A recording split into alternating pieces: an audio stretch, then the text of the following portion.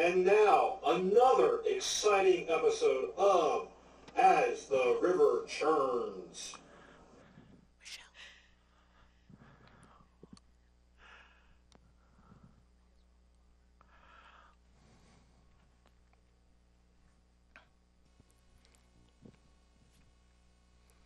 Well, good afternoon. Happy Friday.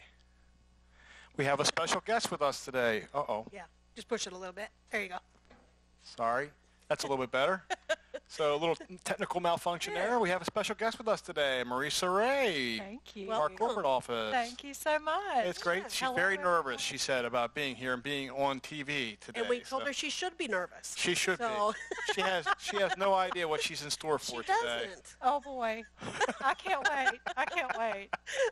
It's a good time. It is a good time. And you're lucky Ken isn't on with us, because then you really should be nervous. It could get really crazy if Ken was on with us. Yes. So I think we need to turn over our hourglass. Okay, Marisa, I need your help here. Okay. We're going to turn forward. Okay. Okay? 1, 2, 3. All Then right. we'll give it a little tap, because they don't want us going over an hour. They can barely stand us for half an hour. Yes. So, yeah. That's not what I've heard this past week. I've heard that everybody loves this show. okay. Well, okay. you know, what's not to love? I mean, come on. We're going to get high ratings today because you're on here. Absolutely. So, Boost it up. you know, when for us. Ken's on here, you know, I don't know about our ratings at that point. It just depends on his jokes, to be honest with you. Well, that's but, true. That's true. It'll be great having you here. Yep. So, Yep. Well, Lisa, we are going to start with a trivia question today, right? Okay, that's perfect. So when I'm doing trivia, I think we're going to change out your battery on your mic. Okay. Because we would hate to lose you midway. Yes. Okay, the trivia question today, and before we get started, because we had some early callers yesterday, I could barely even get out the question. So the winner today, you ready for this? It is a gallon of strawberries next week. So this is like a very cool surprise. Strawberries. So the winner today, we will deliver you a gallon of strawberries next week when we place our orders. Okay. Okay. What if they don't like strawberries? They can give it to the person that gives us the trivia question. Oh, okay. All And right. that's All right. Sandy McCormick today. So thank you, Sandy. Okay, thanks, And Sandy. whoever the winner is, if you don't like your berries, I'm sure Sandy will take them. So the question is, what did Benny Goodman do with his orchestra that had never been done before? Okay. What did Benny Goodman do with his orchestra that has never been done before? That's kind of a wide open question, isn't Boy, it? it sure is. Wow. Okay. And that's not a Ken question. That's a Sandy It's question. not. So this is a serious answer, not a funny answer, not a Chaplin answer. Okay, so get your phones ready. The lines are open. Call 336-389-4103. Michelle is ready for your call. What was that number again? 336-389-4103. And did we not hear that there was residents that have this on their speed dial at their homes? We did hear that. We Yeah. didn't really believe it, but I think it was true after yesterday. Apparently that was Or Wednesday. Wednesday. It was Yes, Wednesday. That's okay. Yes. We know what you meant. We knew what you Yep. meant. And Michelle just ran out of the room. So Okay. They already have a winner. We'll see. We'll see how that goes. And I thought that was a hard one. So, I thought it was I don't too. I thought it Okay. was too. Okay. Well, let's get to the update on the stats. Again, this comes from the Department of Health and Human Services through North Carolina. So as of today, we have actually crested over the 100,000 test mark today. Wow. 100,584 completed tests as of today. And out of that, we have 8,052 positive cases. So that's about 8%. And that's what we've been running for the last several weeks, is right around that 8% mark. And we've been continuing to hold true with that. That's about 4,500 more cases than what it was yesterday. And then deaths, unfortunately, 269 as of today. That's 16 more than yesterday. And we have 477 that are hospitalized today. That's a small reduction in what it was yesterday. So we're still staying underneath that 500 mark as far as hospitalizations go. And that's actually 14 less than what it was yesterday.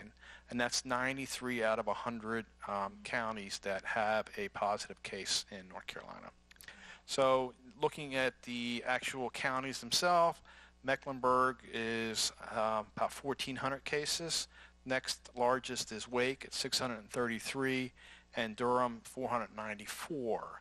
And so around here, Forsyth is 142 cases as of today, and Guilford is 272. So, and then the other statistic I want to talk about, and then we want to talk a little bit about the governor, I think. But the other statistic is breaking down what the numbers are in nursing homes and in residential care communities such as ours. So as of today, according to Department of Health and Human Services, there are 42 nursing homes that in the state that have had an outbreak, which means 2 positive cases or more, and 15 residential care communities also have had an outbreak, again, which is 2 cases or more. That's a total of 57 in the state. And I want to say, I should have looked this number up, but I want to say we're about 440, 450 total of nursing homes and residential care facilities in the state. So that's a little bit more than 10% now that have cases in them. That represents, out of the 8,000 positive cases, there is 1,182 cases in nursing homes and 233 in residential care facilities. So together, that's a little over 1,400 of the 8,000 that are in communities like ours or in nursing homes. And unfortunately, 125 of the 269 deaths are from nursing homes and from residential care facilities, which again goes back to the whole reason that we put all these restrictions into place to begin with. So unfortunately, those numbers are still climbing. We heard from the governor yesterday, and I think the governor's speaking again today. We already got a little bit of that information already from what the governor was going to say today. But we all heard, I think, that the stay-at-home order has been extended through May 8th. The governor presented a 3-phase plan, which I think is fairly similar to what the federal government put into place. They've got a little bit of state nuances in there, but there's timelines associated with it.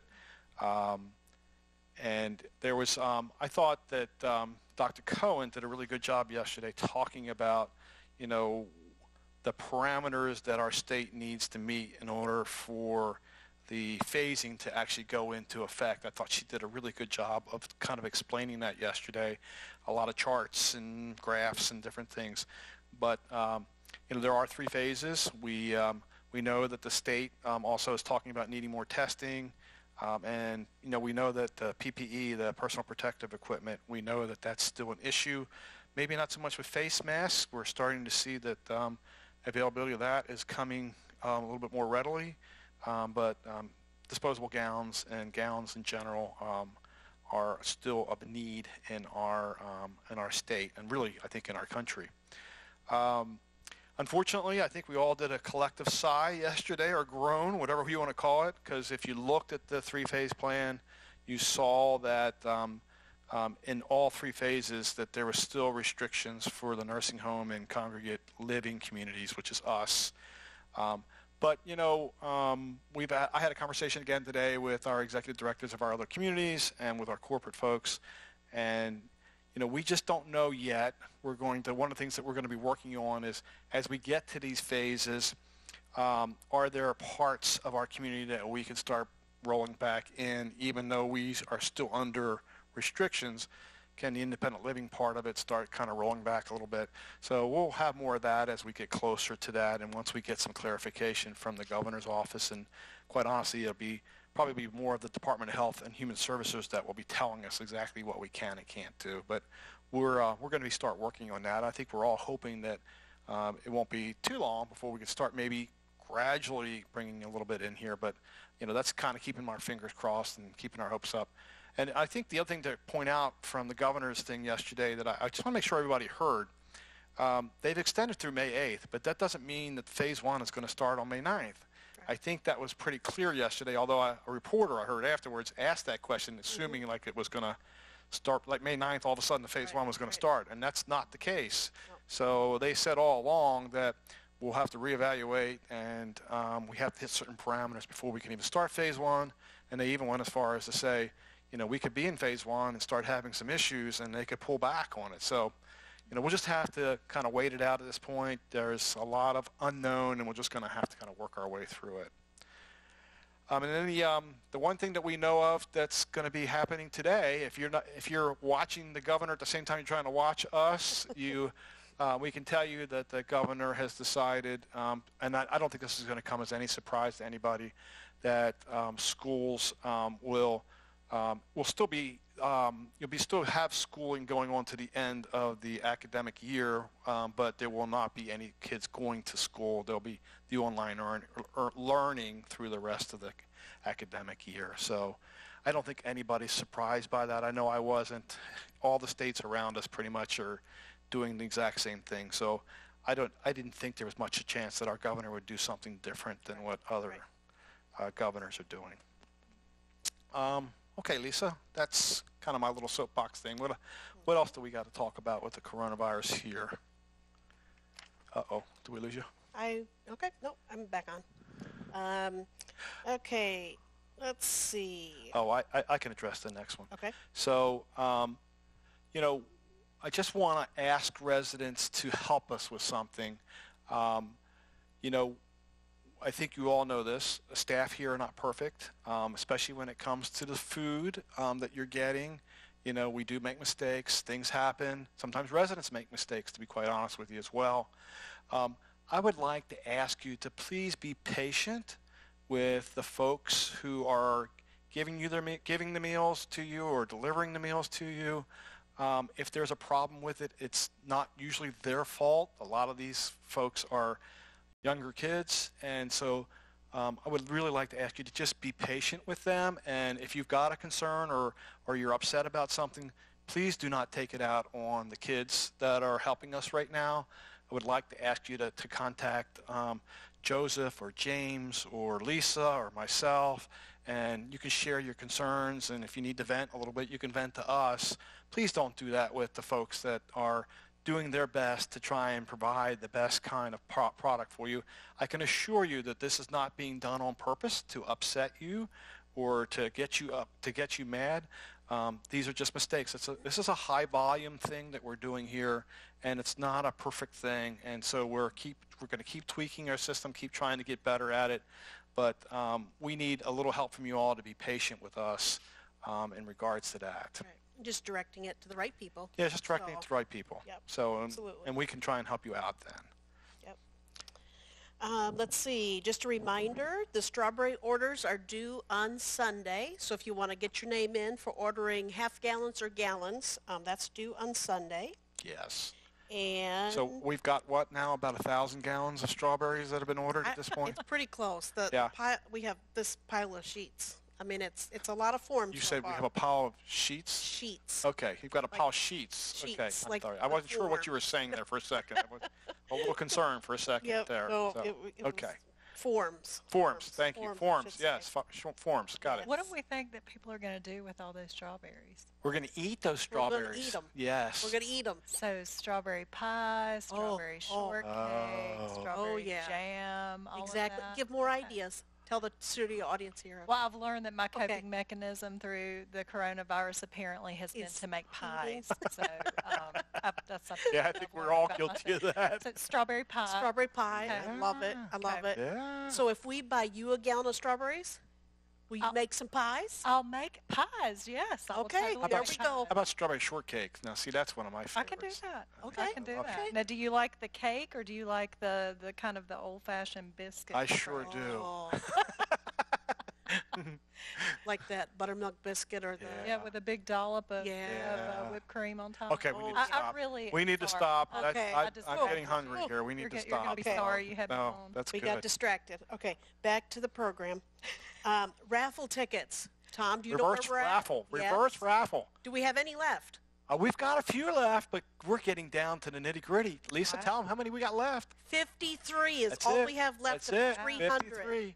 So now's your time. You Boy, if really you've been need waiting to- for the right time to get a ticket, now's it. Now's it. We have opened it up to our staff today. Yeah. So that's why if you want your ticket, you need to call us now. Yeah. So once again, that's Michelle, and you all know her number because it's programmed in your phones. So I think we're good. But 53 tickets, that's all we have left. 53. Wow. That's Yeah. amazing. And the pretty tickets are how amazing. much? $25. $25. You want one, Marisa? Yes, I do. Oh, 52. 52. Down to 52. 52. Write her down, Michelle. Wait a minute. She wants 10, I heard. So I'm going to be selling pies to raise you the go. money to buy my tickets. I love it. how about questions today, Lisa? Okay, we have a few questions. I have my dealership coming to pick up my car to take it for service and inspection. How do I handle getting the dealership my car keys so I don't have to be in contact with them and getting them to where my car is? Okay, you ready? We're ready. How do they do that? There's a couple different ways because if you're inside or outside, it just depends. Okay. So first of all, Homer's team is managing this whole process. So if you live inside, you're going to bring your keys to the front desk the morning your car is to be picked up, okay? And you're going to tell that staff member at the front desk where your car generally is so they can find it. Then you're going to tell your dealership when they come in, the security guard's going to stop them at the checkpoint, and you need to tell your dealership to tell them where they are going, where they're going to pick up that car. So if you're inside, they're going to come down to that main desk area, and we're going to give them the keys and get them into your car. If you live outside, you're going to call the front desk the morning your dealership is coming. Then the front desk is going to give the security guard a heads up, the one that's at the checkpoint up there, that you've arranged for this to happen. So when your dealership comes in, tell them to tell our guard who you're going to see, and we're going to get them directed to your home. You're going to have your car in your driveway, and the keys are going to be, you put the keys in your car right before they come. So when that dealership comes, we're directing them to your home and to your car, and then that way you don't have to interact with them at all. Your keys are already in the car ready to go. So we've been doing this for several people already. It's been running pretty smooth. Yep. No one's taken the wrong car so far. So I think That's good. I think we got it ironed out. That's really good. So Okay. I think we're good. All I think right. we got that one figured out. All right. Okay? If you drive off campus just to have a change of scenery and never get out of your car, Right. will we be quarantined? So the answer to that one is no. If all you're doing is exercising your vehicle or you just need to get off the community property and drive around a little bit, then the answer is no, as long as you're not getting out of your vehicle. Now the question comes up, the second question to that is, what happens when I need to get gas for my vehicle? And so we are asking you, if you have to get gas for your vehicle, that you have some sort of wipe or something that you can sanitize the pump with or your hands with after you pump the gas, so that you're not taking a chance that way. And Right, if you can right. do that and are willing to do that, we will let that happen. Yeah, and you're paying at the pump, all that good stuff. That's right. No Yeah, you reason need to go pay in the pump. store. You cannot go Right. into the store. The Sheets. I know Sheets is a popular one, and Right. I like to stop at the Sheets too, but I don't go inside anymore. Right. And I know that may be hard, but we need to not do that. Yep. Okay. This is more clarification of what we talked about on Wednesday Okay. related to housekeeping. Who is not eligible to have housekeeping clean team come to their home? Right. So what would be the reasons that I couldn't have that clean team? Okay. So per the memo we sent out, if you are sick, quarantined, or have left the campus, so that's the three reasons Right. why you would not be able to have the clean team, because we're trying to keep that team as clean as possible and reduce the risk they have of contracting it from somebody. Right. So if you're sick, quarantined, or have left the campus, the clean team will not be able to come into your home. So let's say you're off quarantine now. Now you can add your name back onto the clean list. Right. But if you keep leaving the campus, you never really can get your name back on that clean list. Right. And that has nothing to do with quarantine. That's just if you're leaving the campus, Right. you have the risk of exposure if you're interacting with people outside of there. That's correct. So that's kind of, I think people were getting quarantined and just leaving the campus. It's really two separate things. Right. So if you continue to leave the campus, just know that you won't be able to put your name on the housekeeping list, Right. which some people are okay with that. That's right. Yeah. Okay. This is kind of a general question. Just out of curiosity, if someone is quarantined, what does that look like? So Once again, this also depends on if you're inside or outside. There is some differences. Right. When you're in a main building up here for inside folks, there's a lot of common areas. You can't really get anywhere without coming in contact with someone. The common hallways, the bistro, all those kind of areas. So when you're quarantined, if you're in the main building here, you're really quarantined to your apartment. Yeah. There really isn't anything that you can come out for. Yeah, there's not a way around that. There really is not a way around that. Now, obviously, if you have an emergency and you have to go out to a hospital, we obviously will bring in help to you. But in general, you're not leaving your apartment when you're quarantined inside here. So what does that mean? We're bringing you your meals. We're bringing you your mail. Any other services that you need, we're bringing those to you. Right. And we're making sure our staff is not in connection with you. We're bringing the services to that person's door. Right. We also have a member of resident services that follows up with each of our quarantine people every day to make sure their needs are being taken care of. So it's quite a little process we go through for this. Now, if you live outside and you're quarantined, it looks a little different because you have individual entrances to your homes. So it's not quite the same as being inside an apartment building where you're amongst other people. So outside is the same thing where meals are delivered, your mail is delivered, but you do have more of an opportunity to go outside your home because some folks may have pets and things like that. So they do have the opportunity to come outside, but still they can't be in contact with anybody. They can't go in people's homes. They can't be out visiting with people, but they can be outside because of their area. It's just a little bit different than being in an apartment building. It is. Yeah. Yeah. Yep. And there's really no way, again, there's no way around any of that. There really isn't. Yeah. There isn't. So that's kind of what it looks like when someone's on quarantine.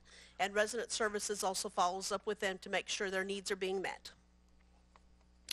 Okay, that was the end of the questions, That was it right? for questions, Okay. yes. So now we get to the fun part. We Oh, get to yeah. talk to Marisa. Nice. Yeah, it's so great to have you here. I'm so glad to be here. Yeah. I'm so glad to be here at River Landing and Yeah. with you guys, socially Well, this is a distanced, treat. of course. Yes. Yes. So why don't you start out by just 30 seconds on what your job title is, and because not everybody probably has had a chance to be able to know who you are and get a chance to understand what your role is with our corporate office. So. Sure, and my name is Marisa Ray, and I have talked with many of you, but not with all of you. I've been here for about 5.5 years now, and my role as Director of Development for Presbyterian Homes is to work within our communities and outside our communities with donors who care about our ministry, who want to further our mission of honoring God by enriching the lives and enriching the lives and touching the hearts of those we serve. I'm working with folks along those lines who want to make philanthropic gifts to the foundation and want to help us move forward and make sure that our operations and our communities are secure for the future. Really a main focus for us, if I were to boil it down for the Presbyterian Homes Foundation, is resident financial assistance. That's a huge part of the work that we do. That's cool. Thank you for that. Yeah. So I think there's two areas we're going to talk about today, but the first one I think residents are already aware of, but you were going to share a little bit about the annual appeal. Mm-hmm. Yes. Maybe about 2 weeks ago, and I don't know if they can see this or not. I'm sure Brian can kind Brian's of do a probably zooming in right now. Is so give him a Brian second. zooming in? Yep, So yep, I also bet he have some is. other signs for Brian to zoom in on. Okay. I don't know if he can see this or not. Okay. But anyway, I'm hoping you all are seeing this. I should have probably brought this on bigger posters. Giving makes you... But giving does make you happy. I just wanted to bring this. Giving makes you endorphins happy. that kind of are released? Yes, it is actually true. So in I these need to try that days, sometime. in these times when everything's so uncertain and maybe things aren't the way they used to be and we may find that unsettling, there are still some things that we can do now, right, that can make us happy. Absolutely. I tell my children all the time we have to think about the things that we still can do. That's right.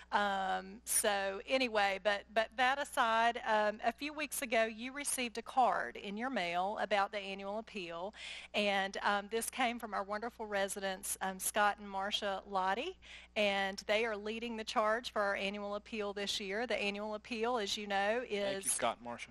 all for, Yeah. I'm sorry? I said thank you, Scott and Marcia. Yes, Yeah. thank you, Scott and Marcia.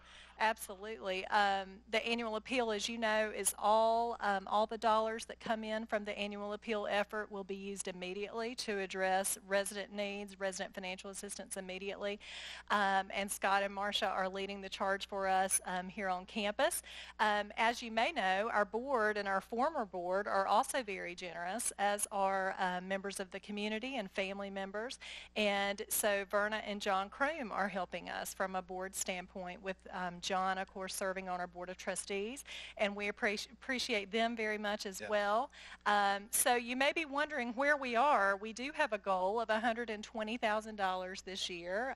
Obviously, we're kind of wondering how the current circumstance is going to impact our fundraising. I will share with you that the estimated need here at River Landing for resident financial assistance this year alone is $770,000, and so the annual appeal is a tremendous piece of the need that will be addressed through that.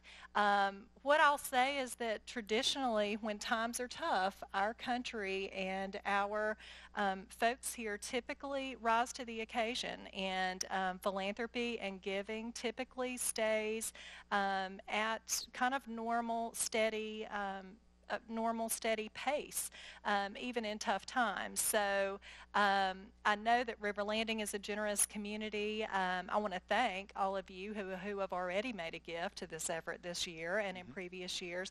And you may be wondering where we are in reaching our goal. Right now we've received about 20% of our goal for annual appeal, so a little over $24,000, yes. That's great. So thank you to Great those start. of you who have given to that effort.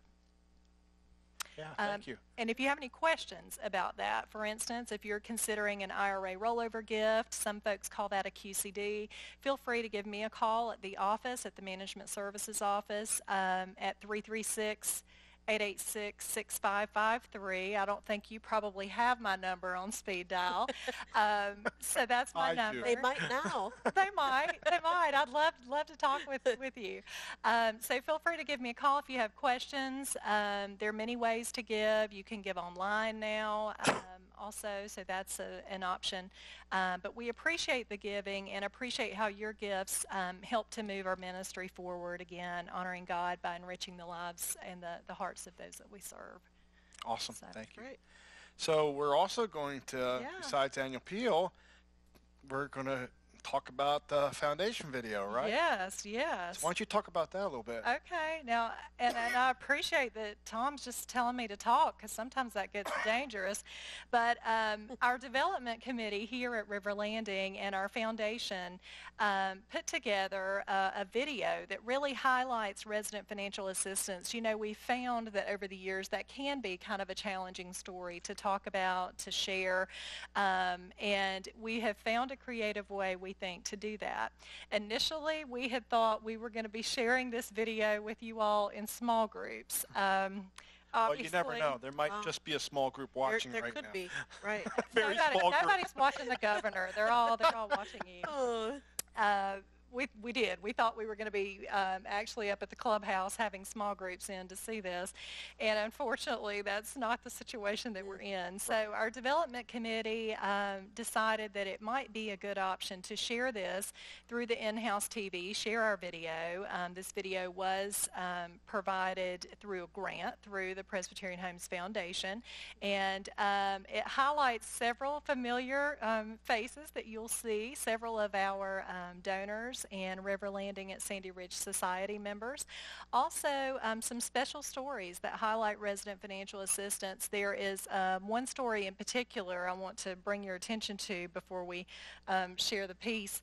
But we have one of our donors, some of you may know her. Her name is Ruth Pugh, and she lives, I believe, in Randolph County. Her mother, Jane Miller, was a resident here for years and years, and she loved the fact that her mother was a resident here. Her mother had lots of friends here.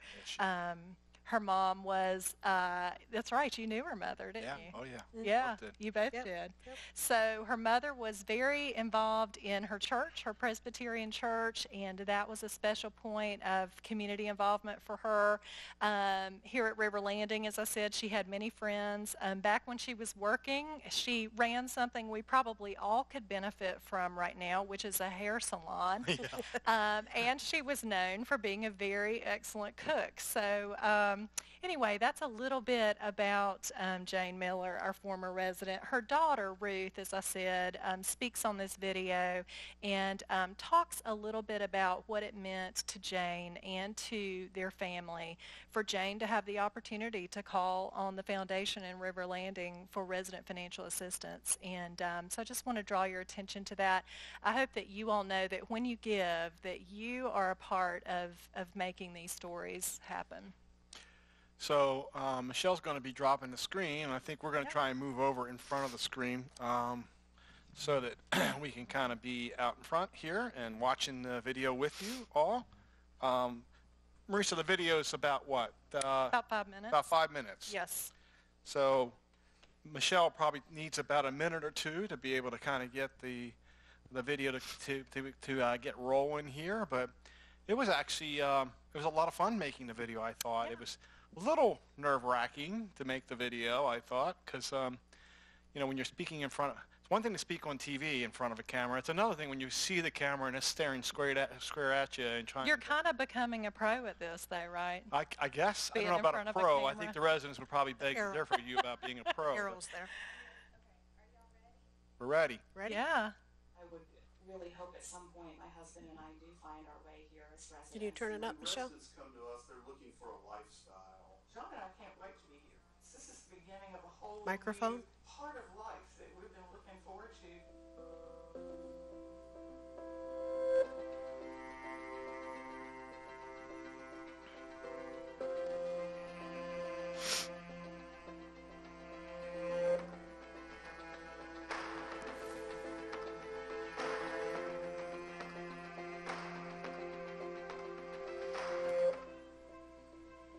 The activities are focused on the people who live here. I'd like to think I actually run this community, but truly the residents run the community. When a resident's able to do things that they didn't think that they'd be able to do at this point in their lives, that's the most rewarding thing for me. People come here and blossom. When you come in the door, there is a tangible atmosphere of family and love and fun. When she moved here, she kept saying, I don't know what I did to deserve this. She just felt like she had died and gone to heaven already. But one thing for sure, I've never been bored since I've been at River Landing. If you're bored at River Landing, it's your own fault and you need to check the schedule.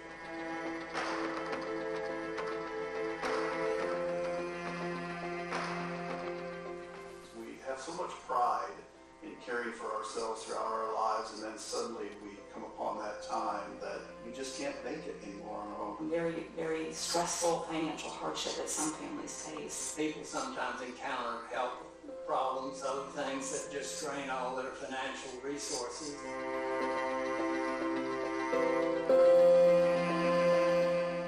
It's extraordinary.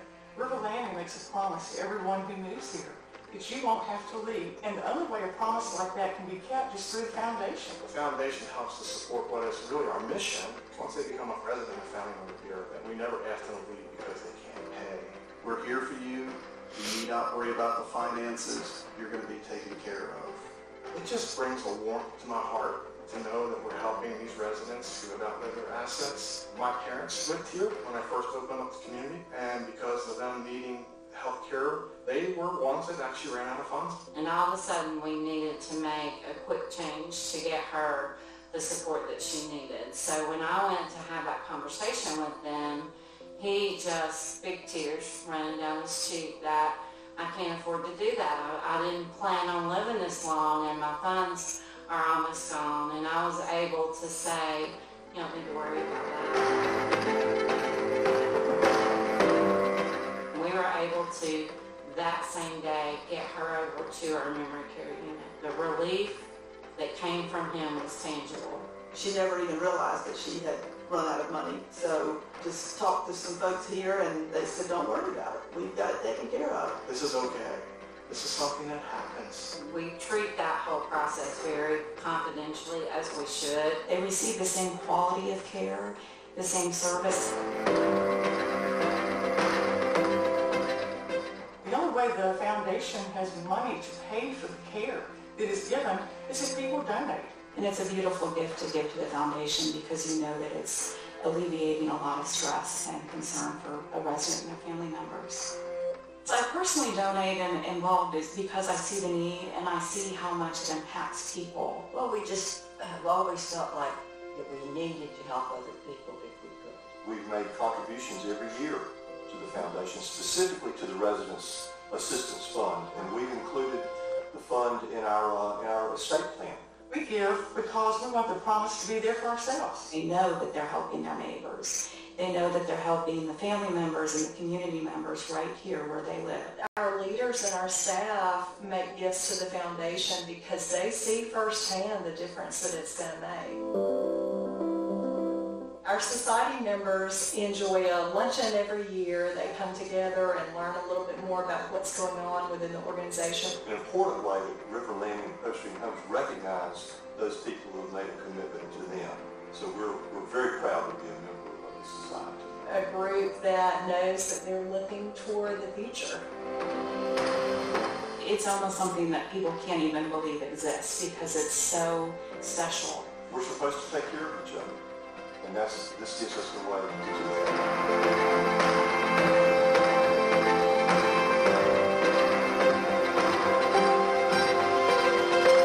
We had a very short list of communities. One.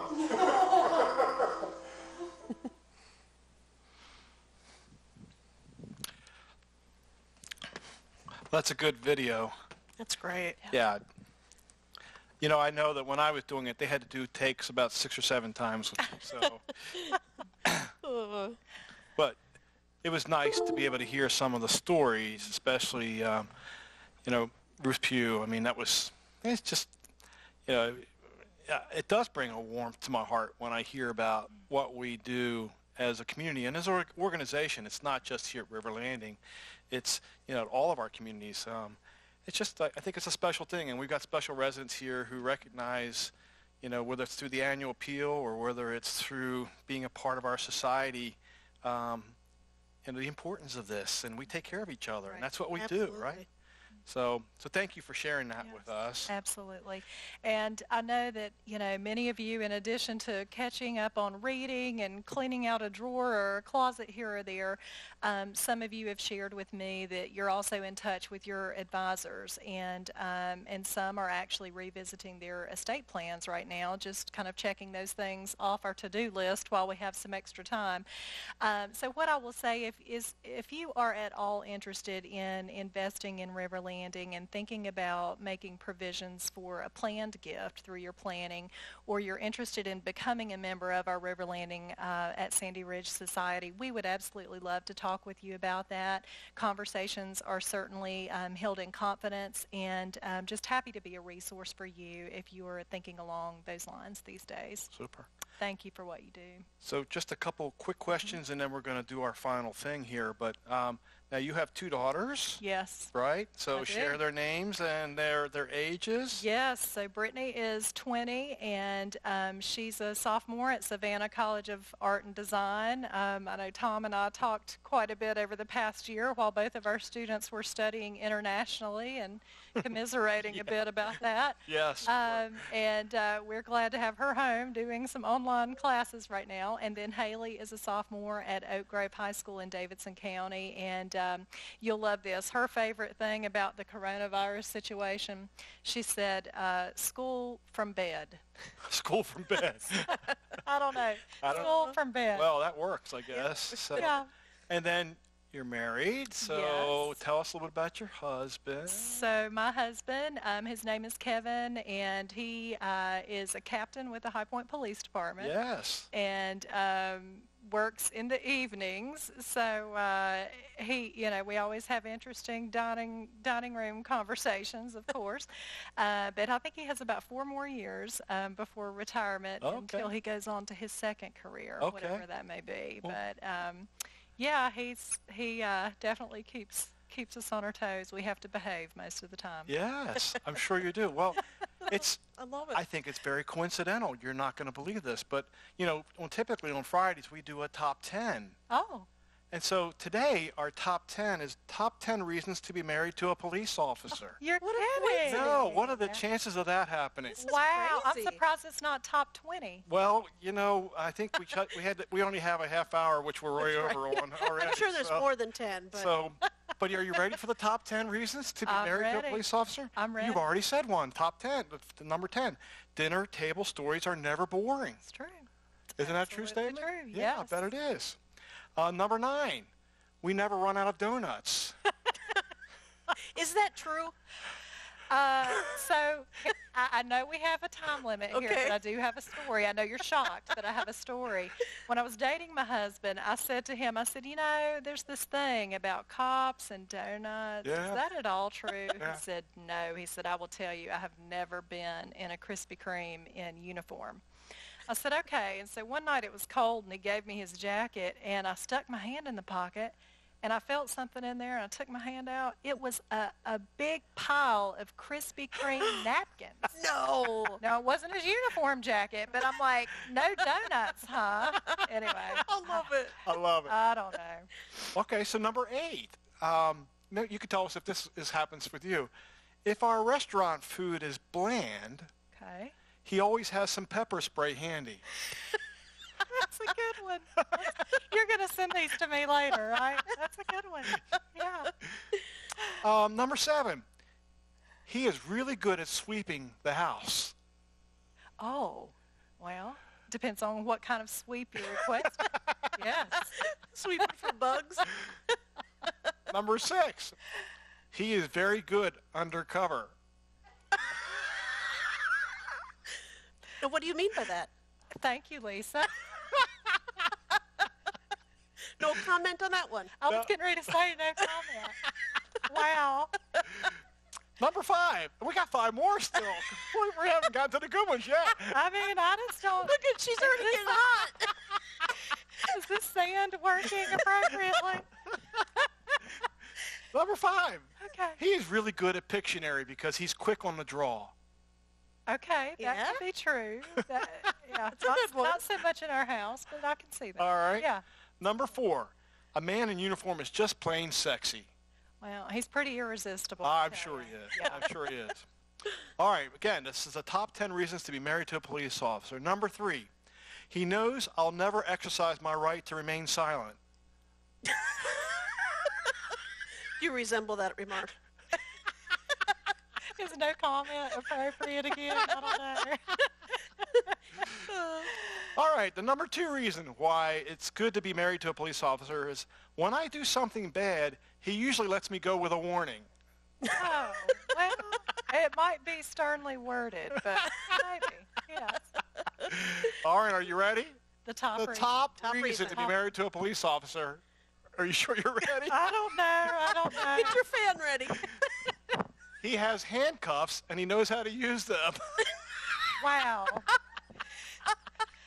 So who came up with the top 10 list?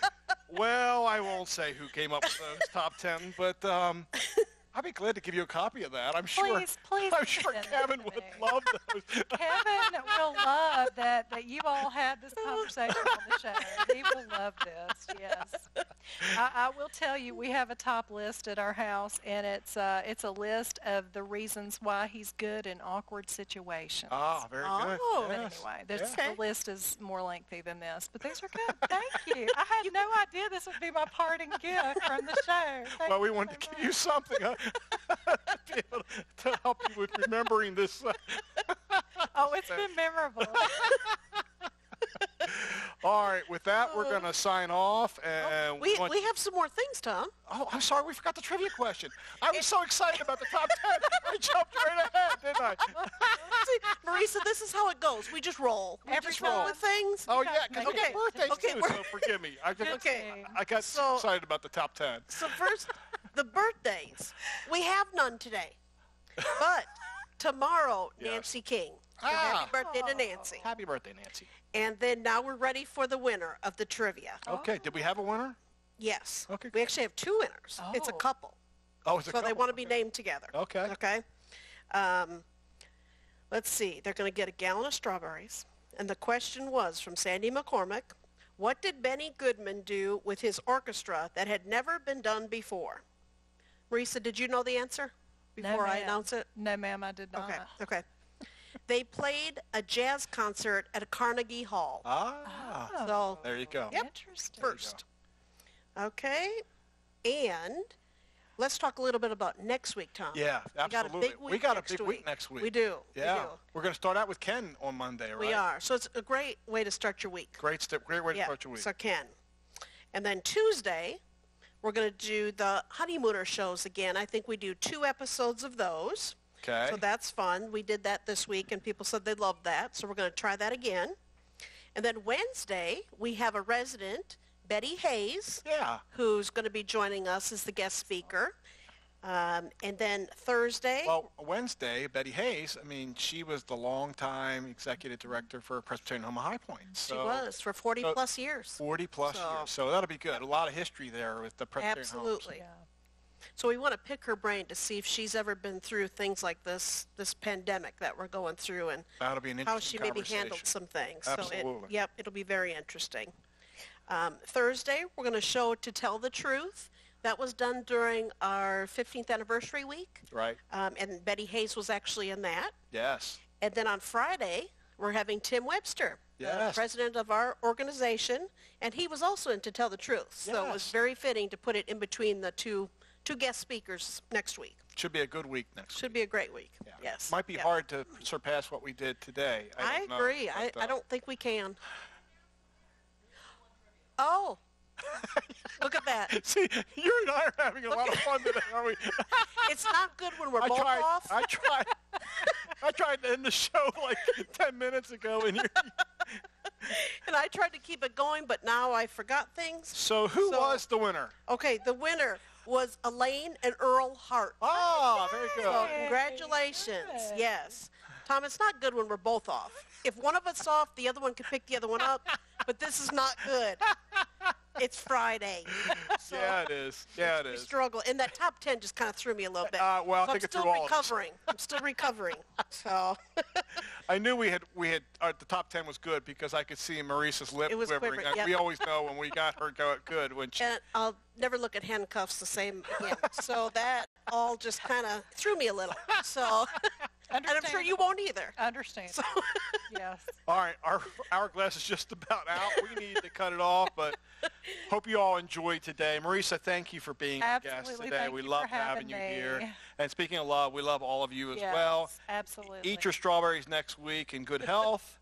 And we, for now, just have a great weekend. We love you. Bye.